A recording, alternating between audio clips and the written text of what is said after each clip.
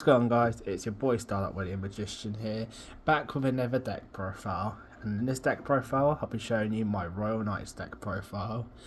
And before we start, I would like to say that this isn't my Slifer version, so all of these are strictly Royal Knight cards. And I've also tried to keep it Royal Knight themed, so you might see the few occasional odd cards in there. If you enjoy this video, make sure you leave a like, smash the subscribe button, as we're on the road to 100 subs. With that, let's get into the deck profile. So I play 3 copies of King's Knight. King's Knight has the effect of when this card is normal summoned, if you control Queen's Knight, you can special summon Jack's Knight from your deck.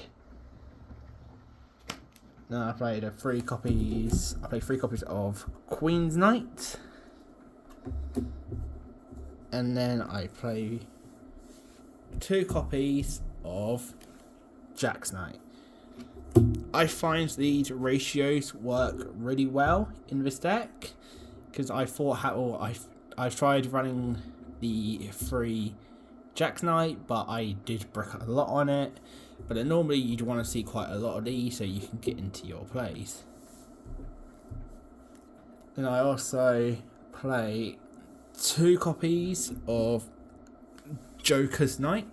Joker's Knight has the effect, you can send 1 Queen's Knight, King's Knight or Jack's Knight from your deck to the graveyard. And you can special summon this card from your hand, and if you do, this card's name becomes that of the sent monster until the end of his turn.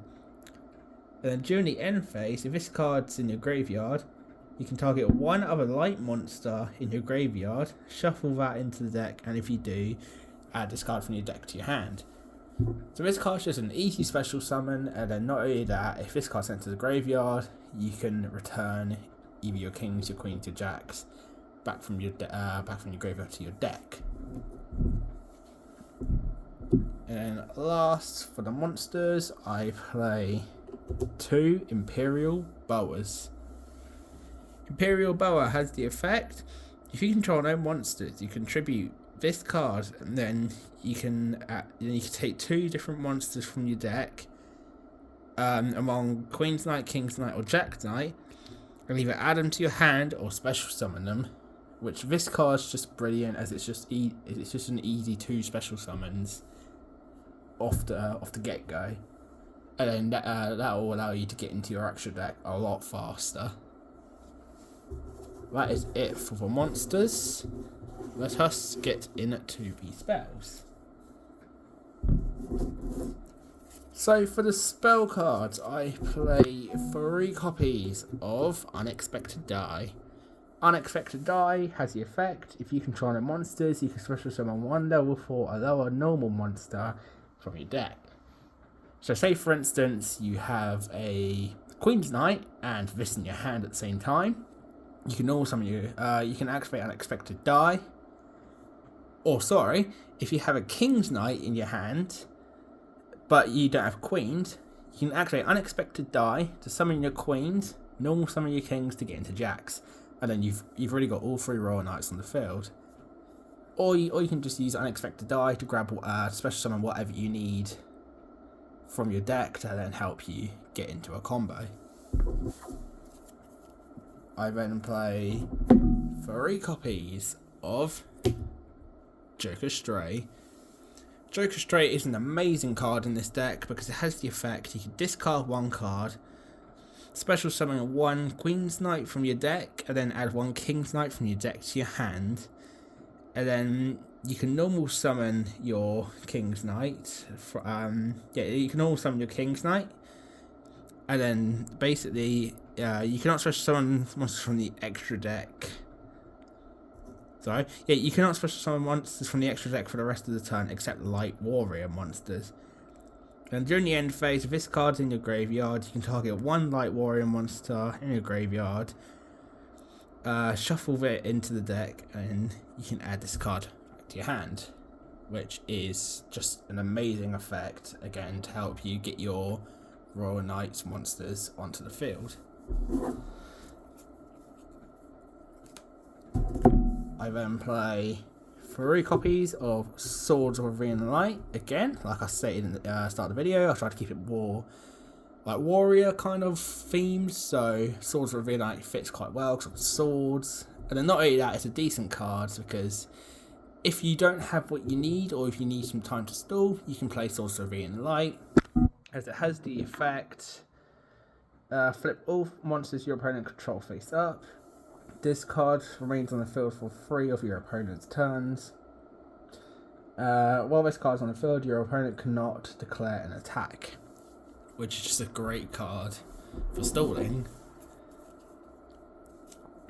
Then I play 2 copies of Black Pendant. Black Pendant has the... I'll be reading this card as one because these are 2 different. One of them's old, one of them's newer. But basically, it has the effect: the equipped monster gains 500 attack, and then when this card is sent from the field to the graveyard, inflict 500 damage to your opponent. Which it's just a nice little. It's a good card to have in the deck, just to help your monsters have a little buff, or power your monsters up. And then I play 2 copies of Lightning Blade. Lightning Blade has the effect: you can equip to a warrior type monster. It gains 800 attack for all water monsters, and then it gains 800 attack and all water monsters lose 500. Which again, like, I've kind of got it in here because it's a sword and warriors use swords. And then not only that, your warrior, all your monsters in your deck are warrior, so you can easily equip this card to it, and it gains another 800 attack. Then I play 1 copy of Raigeki, to which destroys all monsters your opponent controls. United We Stand. The equipped monster gains 800 attack and defense for each face-up monster you control, which normally you control, or you're able to control quite a lot of monsters at a time, so this card will come in clutch. I play 1 reinforcement of the army, letting you add 1 level 4 or lower warrior monster from your deck to your hand. I play 1 monster reborn, which lets you just revive a monster from anyone's graveyard. 1 Twin Twisters, discard 1 card and target up to 2 spell traps on the field, destroy them. And then Foolish Burial, which allows you to send 1 monster from your deck to the grave. That is it for the spell cards, so let us get into the traps. Now, in this deck, I do play a fair bit of traps. I play 3 copies of Joker's Wild.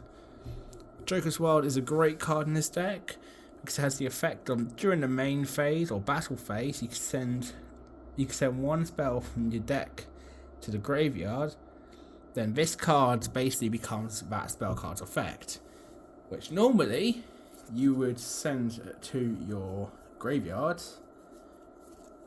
your copy of Joker Stray. And it also has to specify all of the Queen, Kings and Jack's Knights in their text. And then if this card is in your graveyard, you can target 1 light warrior monster in your graveyard, shuffle it back into the deck, and you can add this card back to your hand, which is a juicy effect. I then play 2 copies of Solemn Strike.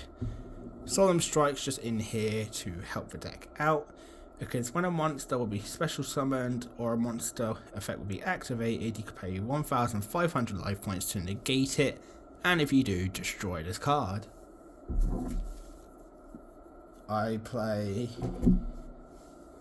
2 copies of Metal Reflect Slime.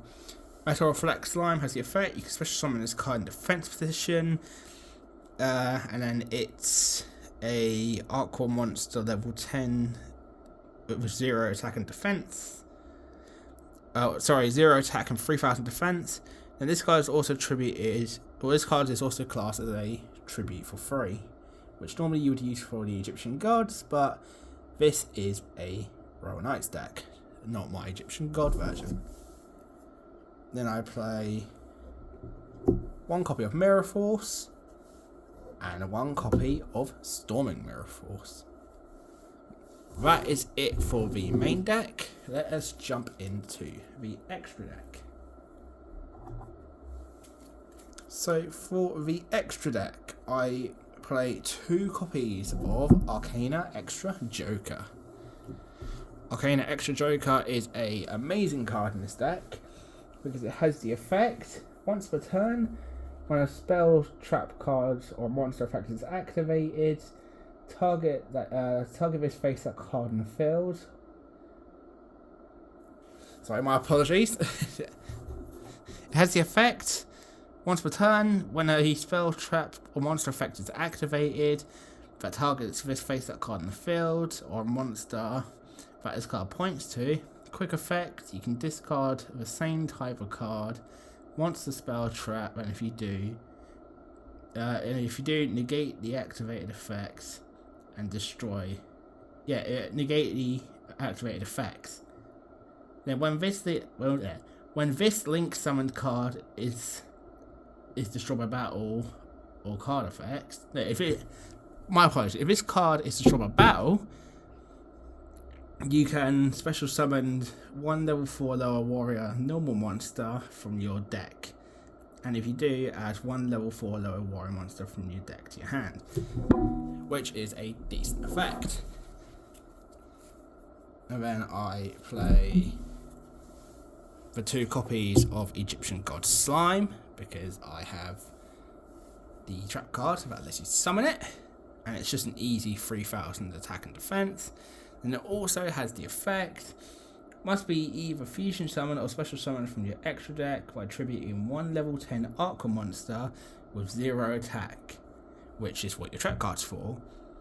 And then this card can be treated as a tribute for a tribute summon for a monster, and it cannot be destroyed by battle. It cannot be destroyed by battle.